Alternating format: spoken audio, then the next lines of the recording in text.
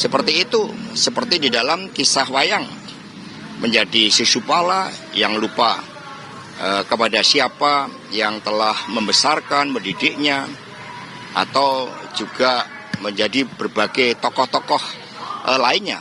Maka wayang ini menyajikan hal-hal tentang baik buruk di dalam kehidupan, dan kita mengambil saripati tentang bagaimana Republik ini kaya dengan falsafah yang seharusnya kita bisa belajar dari nilai-nilai yang terkandung dalam setiap cerita tentang pentingnya perbuatan baik. Itu juga diajarkan di dalam agama, di dalam pendidikan budi pekerti. Mereka yang melupakan hal itu sama saja melupakan seluruh nasihat falsafah dari para nenek moyang kita. Mas Hasto, tadi kan Pak Anies menyampaikan beliau merasa terhormat jika PDIP dan juga PKB mendukung beliau di Pilkada Jakarta. Artinya PDIP akan serius untuk mengusung Mas Anies di Pilkada Jakarta atau seperti apa? Ya, komunikasi mengingat pasangan calon itu kan diusung oleh partai politik atau gabungan partai politik. Komunikasi dengan PKB juga sedang dilakukan. Ada Pak Said Abdullah, ada Pak Ahmad Basarah yang kemudian secara intens membangun komunikasi. Tidak hanya buat Jakarta, tetapi juga beberapa wilayah-wilayah yang lain. PD Perjuangan sudah bergerak cepat, kami sudah mengeluarkan 70 lebih surat tugas. Bahkan persiapan untuk pemenangan pilkada sudah dilakukan dengan baik. Pilkada agar menjadi suatu koreksi atas praktek-praktek pemilu yang penuh kecurangan pada pemilu presiden, dan hal tersebut sudah diakui oleh seluruh tokoh-tokoh, oleh 3 hakim MK yang memberikan dissenting opinion, dan kita pun juga merasakan terhadap ketidakberesan di dalam pilpres yang lalu. Pak Anies masuk dalam radar, Pak Anies masuk dalam radar untuk Jakarta. Ya, Mbak Puan kan sudah menyampaikan bahwa Pak Anies menarik. Artinya benar akan dipertimbangkan, Mas. Ideologi bagi PDIP harga mati ya, Mas? Kalau kita lihat, ideologi itu memerlukan suatu topangan di dalam implementasinya. Satunya kata dan perbuatan. Memerlukan topangan etika dan moral. Ada orang yang mengaku ideologis tapi perilakunya tidak memperhatikan etika dan moral. Itu bukan ideologis. Sehingga perspektifnya ideologi harus menjadi ideologi kerja. Falsafah harus menjadi landasan kebijakan-kebijakan pemerintah negara. Dan partai belum mengambil keputusan terhadap siapa yang akan dicalonkan sebagai calon gubernur dan wakil gubernur. Ada nama-nama seperti Pak Pramono Anung. Kami tidak kehilangan tokoh-tokoh yang telah dipersiapkan oleh partai. Ada Rano Karno. Sehingga PD Perjuangan, karena kami punya sekolah partai, kami punya begitu banyak tokoh yang siap ditugaskan. Terkait salah satu yang sudah bergerak Apa?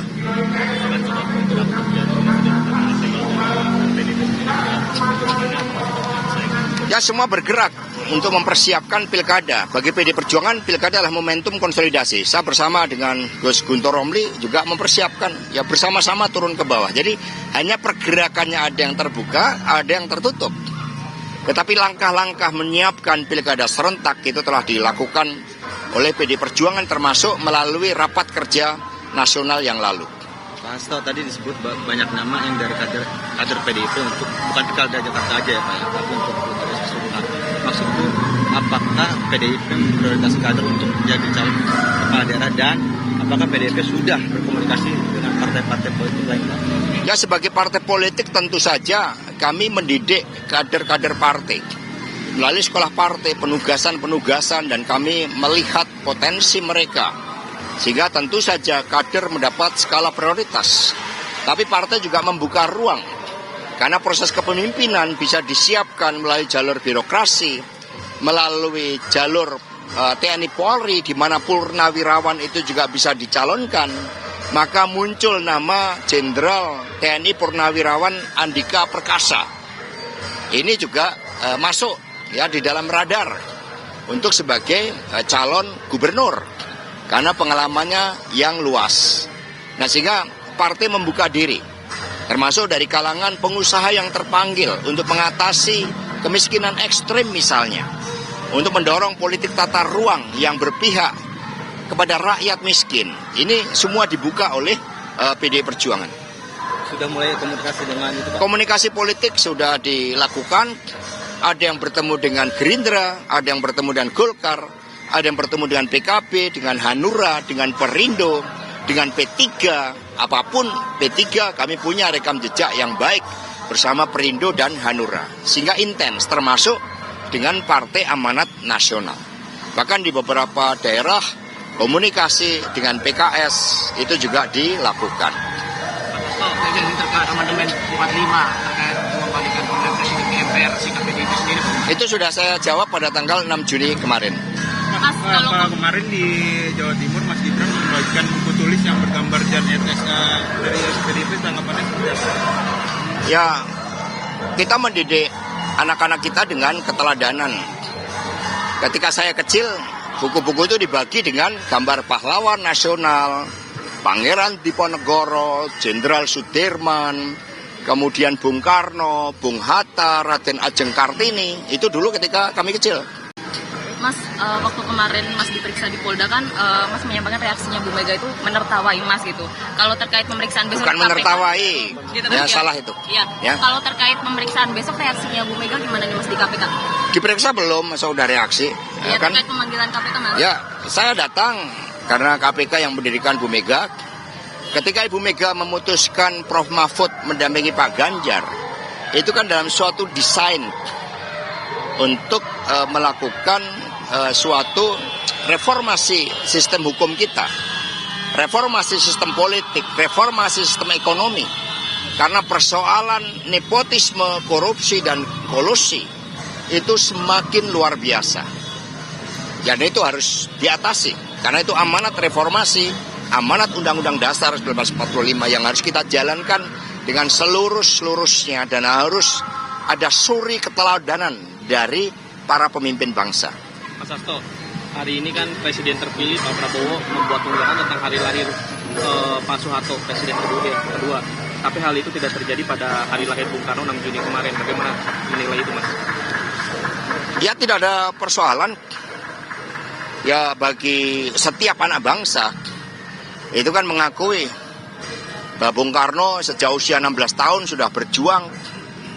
Beliau mendirikan partai politik demi kemerdekaan. Beliau menghadapi penjara, menghadapi hukum kolonial, dibuang. Dan kemudian akhirnya Indonesia merdeka dan menjadi pemimpin di antara bangsa-bangsa di dunia melalui konferensi Asia Afrika. Sehingga itu rekam jejak benang merah sejarah Bung Karno yang tidak bisa dihilangkan oleh siapapun. Bahkan Indonesia dari Sabang sampai Merauke, Miangas sampai Rote itu muncul disatukan oleh Pancasila yang digali oleh Bung Karno dari buminya Indonesia. Mas kemarin kan juga bilang mau konsultasi ke Dewan Pers terkait laporan di Polda, itu udah atau kapan mungkin Mas? Ya, kami menerima beberapa dari rekan-rekan Dewan Pers yang memang memperkuat argumentasi yang disampaikan tim hukum PDI Perjuangan bahwa wawancara saya di SCTV dan Kompas TV itu merupakan bagian dari produk jurnalistik. Sehingga sekiranya ada persoalan terkait hal tersebut harusnya ke Dewan Pers, bukan menjadi persoalan pidana. Karena memang dalil-dalil yang membuktikan apakah pernyataan saya itu menghasut di muka umum, kan tidak di muka umum. Kemudian apakah itu ada berita hoax atau bohong yang menimbulkan kerusuhan? Kerusuhannya di mana? Apa kaitannya wawancara tersebut? Sehingga banyak pakar dan tokoh-tokoh pro-demokrasi yang menilai bahwa itu kriminalisasi. Bahwa itu upaya mencoba membungkam kebebasan pers, kebebasan bersuara, yang merupakan amanat dari konstitusi, termasuk hak asasi manusia. Terlebih saya sebagai Sekretaris Jenderal DPD Perjuangan oleh Undang-Undang Dasar 45, Undang-Undang Partai Politik, punya kedaulatan di dalam menjalankan komunikasi politik, pendidikan politik. Masa kritik tidak boleh? Karena apa yang kami sampaikan tentang persoalan pemilu terkait dengan abuse of power dari Presiden Jokowi, terkait dengan bansos, terkait dengan penggunaan alat-alat negara, sumber daya negara, itu juga diakui oleh 3 hakim MK melalui dissenting opinion itu. Tetapi sebagai warga negara yang baik, kami diajarkan untuk taat hukum, untuk percaya pada jalan kebenaran, jalan hukum, jalan supremasi hukum, karena hukum kita adalah hukum negara Republik Indonesia, bukan hukum negara kolonial.